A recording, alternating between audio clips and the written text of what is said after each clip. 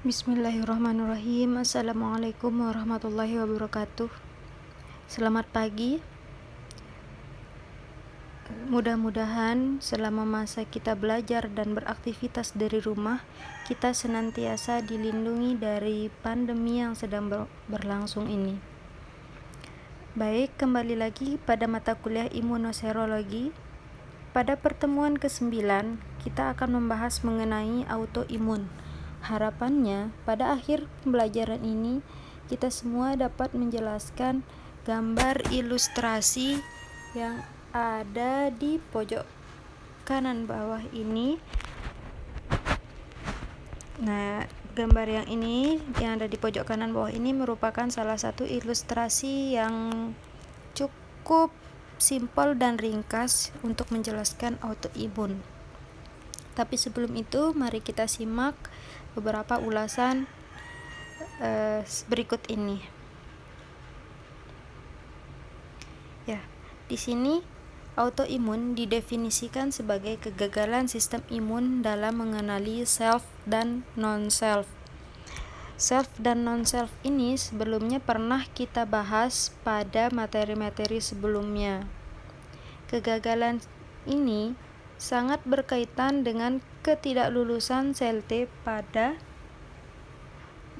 proses sekolah. Nah, sebagaimana pernah dijelaskan sebelumnya bahwa sel T yang imatur atau belum matang akan mengalami proses sekolah atau seleksi yang akan terjadi di timus. Proses ini bertujuan untuk menyaring sel T yang autoreaktif terhadap self antigen atau antigen sendiri. Di mana apabila sel T itu mengenali self antigen sebagai antigen, maka sel T tersebut atau sel T autoreaktif tersebut akan dihancurkan dan tidak bisa dilepaskan menuju sirkulasi ataupun ke perifer. Nah, apabila sel T yang harusnya tadi dihancurkan lolos dan terlepas menuju ke sirkulasi atau perifer, maka dapat terjadi gangguan toleransi terhadap sel sendiri atau self cell. Respon yang terjadi itu tidak hanya dari respon humoral ataupun seluler, namun dapat menjadi kompleks, meliputi humoral dan seluler. Apabila kita berbicara mengenai respon imun humoral, maka di sini kita kenal ada antibodi yang reaktif terhadap self antigen disebut dengan autoantibody.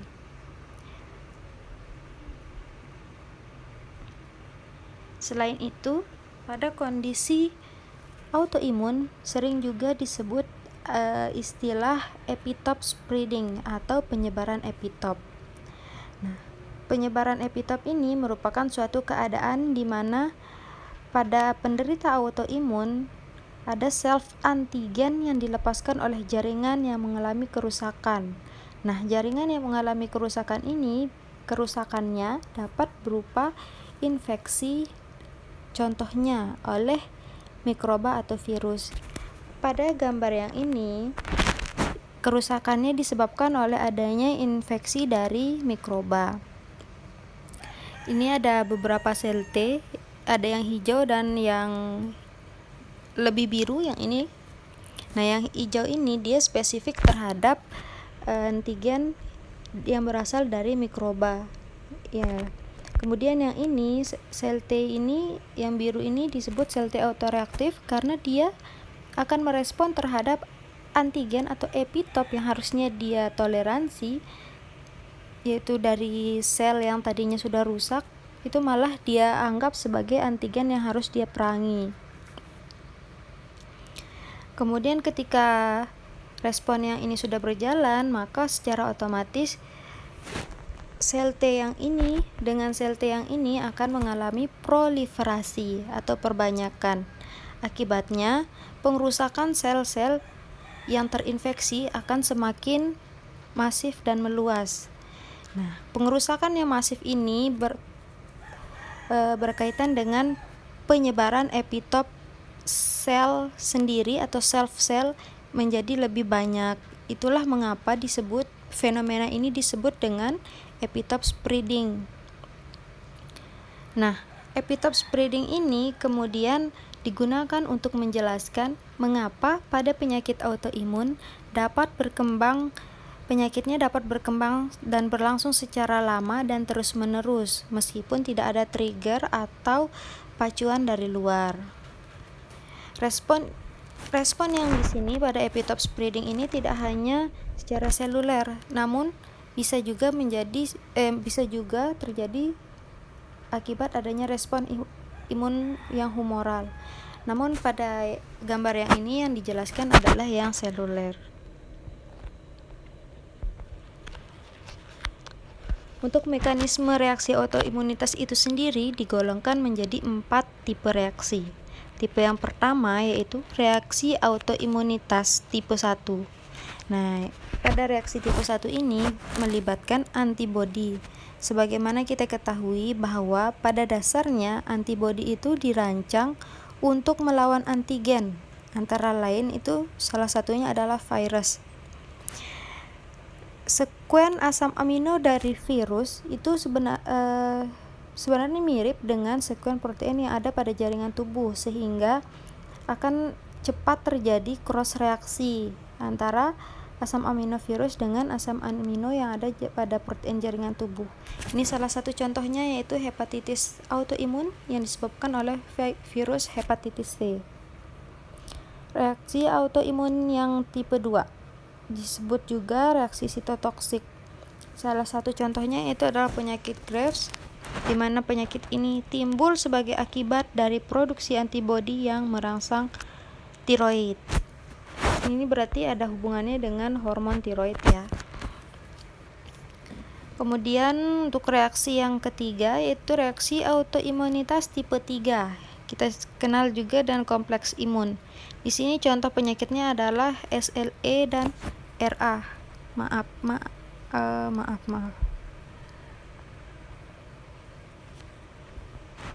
Ya. Pada reaksi kompleks imun ini tidak hanya humoral ataupun seluler, melainkan ada peranan keduanya dalam menimbulkan keadaan patologis. Nah, pada reaksi ini respon atau sistem atau keadaan patologis dapat terjadi di berbagai organ sesuai dengan lokasi reaksi. Tidak menutup kemungkinan akan terjadi komplikasi antara organ yang satu dengan organ yang lain. Reaksi yang terakhir yaitu reaksi autoimunitas tipe 4 atau cell mediated immunity.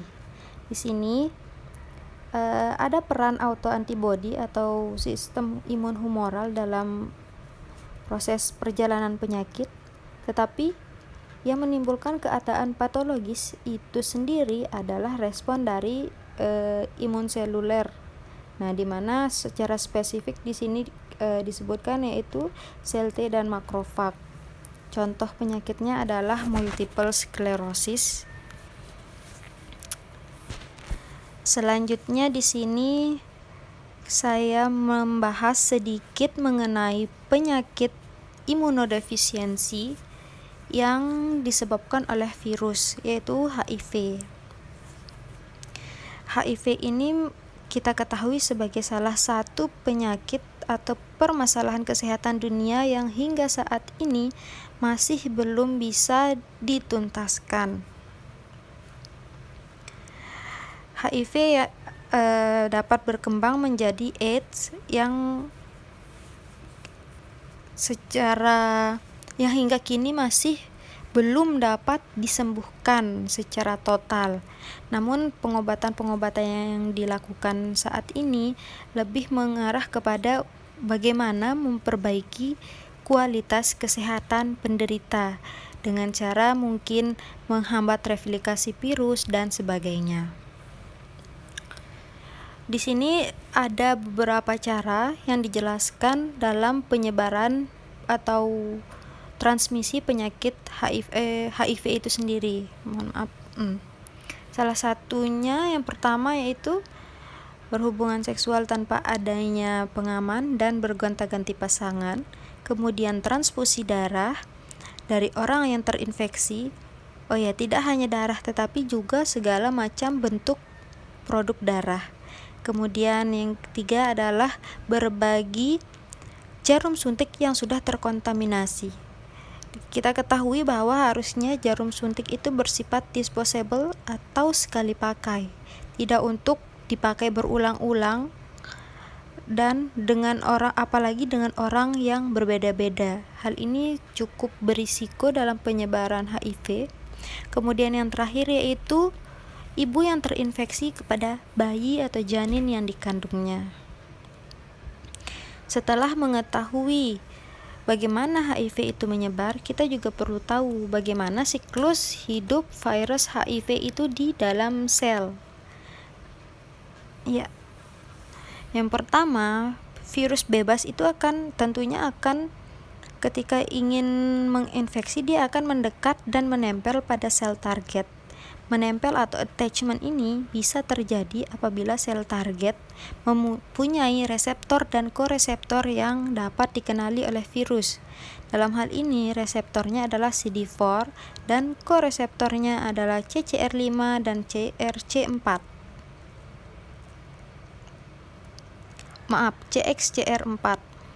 Kemudian setelah melakukan attachment, virus akan melakukan penetrasi, di mana materi genetik virus akan dikeluarkan dari tubuh virus dan dimasukkan ke dalam sel inang. Di sini karena HIV merupakan virus RNA, maka untuk bisa ikut bertranskripsi bersama dengan materi genetik sel inang, materi genetik virus harus dirubah dahulu menjadi DNA. Nah, disinilah fungsi dari enzim reverse transkriptase. Untuk membantu penyisipan materi genetik virus ke dalam materi genetik sel inang, dibutuhkan enzim yang disebut dengan integrase dan prosesnya disebut dengan fase integration. Setelah melakukan integrasi, maka materi genetik genetik virus beserta dengan materi genetik sel inang akan melakukan transkripsi dengan hasil mRNA. Nah, mRNA tadi kemudian akan keluar menuju sitoplasma untuk melakukan translasi. Translasi tadi harusnya pada keadaan normal menghasilkan protein-protein yang dibutuhkan oleh sel. Tetapi pada keadaan terinfeksi ini, protein-protein yang dihasilkan itu adalah protein yang dibutuhkan oleh virus, seperti protein P160, P120, dan P55. Setelah seluruh komponen yang dibutuhkan virus disintesis, maka akan terjadi perakitan. Perakitan ini akan menghasilkan virion atau virus yang imatur. Setelah virion dihasilkan akan terjadi namanya budding, di mana proses budding ini virus akan keluar dari sel berupa tonjolan. Kemudian setelah budding selesai, virus akan terbebas keluar dari sel dan siap untuk mencari sel target selanjutnya. Pada fase sel terinfeksi, tentunya tubuh memiliki respon imun atau respon kekebalan untuk melawan virus itu sendiri. Nah, namun sebelum menuju ke mekanisme ketahanan terhadap HIV, perlu diingat kembali bahwa limfosit T CD4 berperan dalam pengaturan reaksi sistem imun yang mengawali dan mengerahkan respon imun hingga terjadinya pemusnahan antigen. Perlu diingat juga bahwa limfosit T CD4 atau sel T helper itu merupakan master cell, di mana regulasi sistem imun sedikit tidak akan diatur dan dipengaruhi oleh sel TH tersebut. Nah, pada infeksi HIV, justru sel inilah yang mengalami intervensi dan infeksi, bahkan dirusak oleh virus. Akibatnya, populasi sel ini mengalami penurunan. Sejalan dengan hal tersebut, respon terhadap stimulus antigen juga akan semakin berkurang karena populasi selnya sudah semakin berkurang juga. Nah, akibatnya akan terjadi kecacatan dalam merespon antigen atau benda-benda asing yang masuk ke dalam tubuh. Salah satu bentuk kelainan atau kecacatan respon tersebut adalah dengan adanya kelainan respon sel B yang terjadi akibat terkendalanya pengaturan dan induksi dari sel T terhadap sel B. Nah, kemudian mekanisme ketahanan tubuhnya yang pertama itu melalui komplement, di mana komplement ini akan berusaha untuk mengeliminasi virus dengan cara opsonisasi. Pada keadaan komplement menghadapi virus ini, komplement bisa menjadi hiperreaktif hingga meningkatkan kadar histamin. Akibatnya pada beberapa kasus terjadi gatal-gatal pada penderita. Yang kedua, melalui interferon alfa dan beta.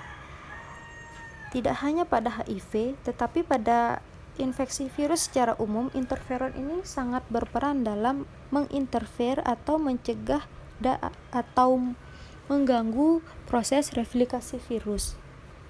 Yang ketiga yaitu respon dari sel target itu sendiri, di mana sel yang terpapar akan mengeluarkan sinyal yang akan ditangkap oleh sel NK sebagai sinyal yang menandakan bahwa sel NK diminta untuk membunuh sel yang terinfeksi tadi. Sel target kemudian akan dimusnahkan oleh sel NK secara perlahan melalui proses yang dikenal dengan apoptosis patologis. Pada keadaan tersebut, maka terjadilah peningkatan kadar ROS atau reaktif oksigen spesies. Akibat dari adanya peningkatan kebutuhan ATP. Nah, peningkatan kebutuhan ATP ini secara tidak langsung memacu mitokondria untuk bekerja lebih keras. Kita tahu sendiri bahwa mitokondria itu merupakan pabrik energi yang ada dalam sel. Nah, di satu sisi, sitokin proinflamasi juga akan memicu peningkatan produksi dan sekresi dari prostaglandin. Akibatnya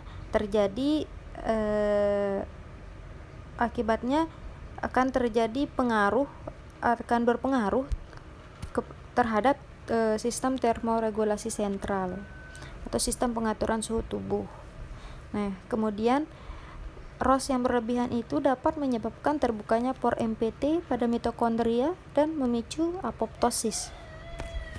Pada gambar ini dijelaskan secara ringkas apa yang telah saya sampaikan tadi, di mana virus HIV akan diopsonisasi oleh komplement, kemudian akan diganggu oleh interferon. Nanti setelah dia diganggu oleh interferon, sel yang terinfeksi tadi mengirimkan sinyal ke sel NK bahwa dirinya sudah terinfeksi, yang kemudian sel NK akan menghancurkan sel ini menyebabkan kematian sel.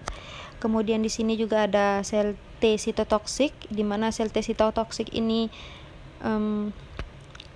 mekanisme kerjanya itu mirip-mirip dengan sel NK, namun pada respon sel T sitotoksik ini memerlukan pengenalan antigen oleh APC dengan tangannya yang berupa MHC kelas 1, dan di sini juga ada antibodi. Saya harap sudah cukup jelas. Terima kasih. Semoga bermanfaat, semoga dapat dipahami, dan semoga kita semua dapat menjelaskan gambar ilustrasi yang ada pada slide pertama tadi. Apabila ada yang kurang jelas atau ingin didiskusikan, dapat melalui kolom komentar atau WA group maupun WA pribadi.